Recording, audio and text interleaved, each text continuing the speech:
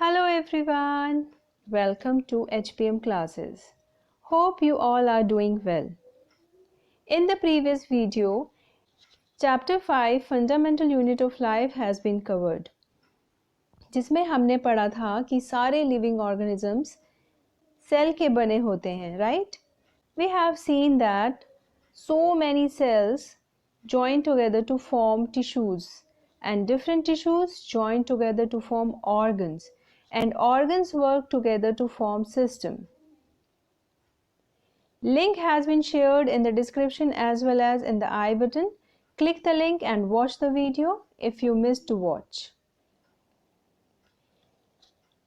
So today we will start our chapter number 6 tissues. In unicellular organisms, uni का मतलब होता है single या एक. So in unicellular organisms, a single cell carries out all the basic function. Like movement, मतलब चलना, intake of food, भोजन लेना, gaseous exchange means ऑक्सीजन को लेना और कार्बन डाइऑक्साइड को छोड़ना, and excretion मतलब बॉडी से वेस्ट मटेरियल को बाहर निकालना. ये सब कुछ एक ही सेल में होता है और इसका एग्जाम्पल है amoeba. But multicellular organisms like we humans have millions of cells. Most of these cells are specialized to carry out specific function. देखो बेटा, हम ह्यूमंस की बॉडी में और जितने भी मल्टीसेलुलर ऑर्गेनिजम्स हैं उनकी बॉडी में सेल्स एक स्पेसिफिक फंक्शन परफॉर्म करते हैं. जैसे नर्व सेल्स नर्व इम्पल्स का कंडक्शन करते हैं, किडनी सेल्स वेस्ट मटेरियल को बॉडी से बाहर निकालने में हेल्प करते हैं, वाइट ब्लड सेल्स बॉडी में एंटर करने वाले पैथोजेंस को किल करते हैं. ठीक है. Different cells are assigned to perform specific functions. Each specialized function is taken up by a different group of cells. ये cells group में specialized function को perform करते हैं. Every group of cell carry out only a particular function. ये cells एक particular function को ही perform करते हैं, तो वो इसमें efficient होते हैं. तो इसका मतलब ये है कि वो इस काम को perfectly कर लेते हैं. In human beings, muscle cells contract and relax to cause movement. Muscle cells सिकुड़ते हैं और relax होते हैं जिसकी वजह से movement possible हो पाता है. जैसे अगर आप अपनी मुट्ठी को बंद कर लेंगे तो that is contraction और जब मुट्ठी को खोलेंगे तो that is relaxation. तो humans की muscle cells contract करती है और relax होती है which enables us to move our body parts efficiently. Now next one is nerve cells which carry out messages from our body parts to our brain and from our brain to our body parts. Brain से body तक messages पहुंचाने का काम और body से brain तक messages पहुंचाने का काम यही nerve cells करते हैं. Blood flows to transport oxygen, food, hormones and waste material and so on. Blood oxygen, food, hormones और वेस्ट मटेरियल्स का ट्रांसपोर्टेशन करने में हेल्प करता है. In plants vascular tissues conduct food and water from one part of the plant to other parts. बेटा, plants में transportation का काम वेस्कुलर टिश्यूज करते हैं. ये वेस्कुलर टिश्यूज होते हैं जाइलम और फ्लोएम, जिनके बारे में हम आगे इस लेसन में पढ़ेंगे. So multicellular organisms show division of work. Multicellular organisms में cells अपना अपना काम divide कर लेते हैं और उसके according ही work करते हैं. Cells specializing in one function are often grouped together in the body. एक जैसा function perform करने वाले cells एक group बना लेते हैं body में. This means that a particular function is carried out by a cluster of a cell.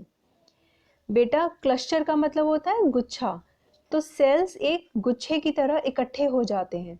And this cluster of cells called a tissue is arranged and designed so as to give the highest possible efficiency of function. ये tissues इस तरह arrange होते हैं कि body के सारे functions efficiently हो सकें. Blood, phloem, muscle are all example of tissues.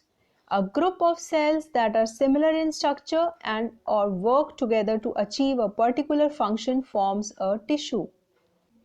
जैसे जो सेल डाइजेशन में इन्वॉल्व होते हैं वो एक क्लस्टर में एक ही प्लेस पर प्रेजेंट होते हैं. Let us take the example of our real life. Like, if you go to your school, you will find that all the teachers present there are teaching students, right? If you go to any office, you will find that all employees are working together and performing similar job. All doctors in the hospitals are treating patients. So all the persons performing similar jobs are confined to a particular place. एक जैसा काम करने वाले लोग एक ही जगह पर present होते हैं. In the same way, all the cells which are similar in their functions group together to a particular place to form a tissue. ठीक है? It is just as all the experts come together to perform something together, right? But क्या plants और animals एक जैसे tissue से मिलकर बनते हैं? Let's see. They are not even similar in their structure, as well as they have to perform different functions. So they are totally different in their structure and function, right? There are noticeable differences between the two. Plants are stationary or fixed. They don't move. Plants एक ही जगह पे होते हैं बेटा और उन्हें move नहीं करना होता. Since they have to be upright, they have a large quantity of supporting tissues, and the supporting tissue generally has dead cells. Plants को अपराइट पोजीशन में रहने के लिए, सीधा खड़े रहने के लिए सपोर्टिंग टिश्यूज की जरूरत होती है और ये सपोर्टिंग टिश्यूज डेड सेल से बने होते हैं. Animal on the other hand move around in search of food, mates and shelter. They consume more energy as compare to the plants. Animals को बेटा एक जगह से दूसरी जगह मूव करना होता है अपने फूड के सर्च के लिए, मेट के सर्च के लिए, मेट मतलब सेक्सुअल पार्टनर, या शेल्टर के लिए मतलब रहने की जगह के लिए. So they consume more energy. वो ज़्यादा एनर्जी कंज्यूम करते हैं in comparison to the plants. So most of the tissues they contain are living. तो ज़्यादातर टिश्यूज जो एनिमल्स में प्रेजेंट होते हैं वो लिविंग होते हैं. Another difference between animals and plant is in the pattern of growth. The growth in plants is limited to certain region, while this is not so in animals. Plants में कुछ particular regions होते हैं जहाँ पे growth possible होती है, but animals में ऐसा नहीं है. एनिमल्स में यूनिफॉर्म ग्रोथ होती है, मतलब पूरी बॉडी की ग्रोथ होती है, हर एक टिश्यू की ग्रोथ होती है. There are some tissues in plants that divide through their life. These tissues are localised in certain regions. Plant में कुछ टिश्यूज हमेशा डिवाइड होते रहते हैं और वो कुछ पर्टिकुलर रीजन्स में ही प्रेजेंट होते हैं. Based on the dividing capacity of the tissues, various plant tissues can be classified as growing or meristematic tissues and permanent tissues. जो tissues permanently divide होते रहते हैं वो meristematic tissues होते हैं, और जो tissues एक permanent shape ले लेते हैं, एक particular function को ही perform करते हैं, वो permanent tissues होते हैं जिनमें division नहीं होता. Cell growth in animals is more uniform. So there is no such demarcation of dividing and non-dividing regions in animals. Animals में growth uniform होती है, हर एक part grow करता है, इसीलिए dividing और non-dividing regions अलग अलग नहीं होते. The structural organization of organ and organ system is far more specialized and localized in complex animals than even in very complex plants. See, we higher animals like us have so many different organs performing different functions, right?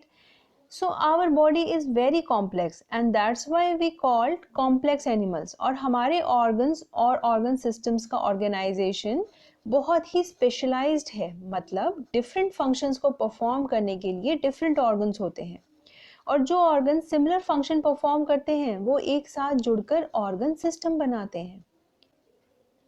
और complex animals की बनावट complex plants से काफ़ी अलग होती है. Hope you have understood this fundamental difference. मतलब जो डिफरेंस हमें दिखता है reflects the different mode of life pursued by these two major groups of organisms, particular in their different feeding methods. इन डिफरेंसेस से हमें पता लगता है कि इन ऑर्गेनिजम्स की लाइफ एक दूसरे से बिल्कुल डिफरेंट है. Even their feeding methods or means खाने के तरीके भी डिफरेंट होते हैं. Also they are differently adopted for a sedentary existence on one hand like plants and active locomotion on the other like animals. तो जहाँ प्लांट्स एक ही जगह पे फिक्स्ड होते हैं वहीं एनिमल्स एक्टिवली मूव करते हैं. So next we will start with plant tissues.